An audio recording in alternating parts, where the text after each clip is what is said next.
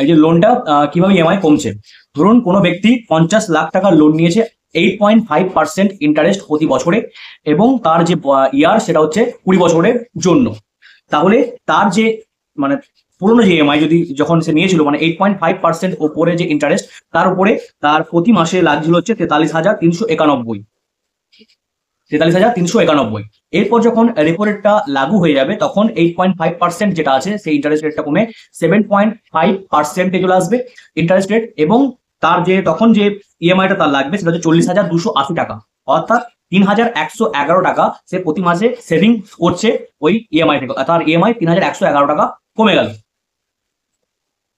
এবং এক্ষেত্রে total saving যেটা হবে সেটা হচ্ছে 7.47 লাখ, 7.47 লাখ টাকা সে টোটাল একটা সেভিং করতে পারবে ওই লোনের ওপরে।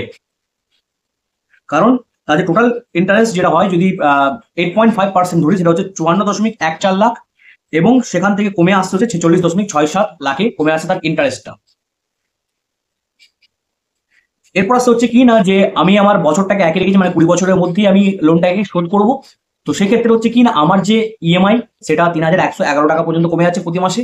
কিন্তু আমি আবার যদি করি যে আমার ইয়ারটাকে কমাবো, একই ইএমআই রেটটাকে রাখছি আমি, একই ইএমআই রেট রাখলে কি হবে না আমার যে 20 বছর যেটা ছিল সেটা কমে 17 বছরে চলে আসছে, সুতরাং 3 বছরের সেভিংস হয়ে যাচ্ছে। এবং সেক্ষেত্রে আপনার যে ইন্টারেস্ট সেভিং যেটা হবে সেটা হচ্ছে 15.44 লাখ।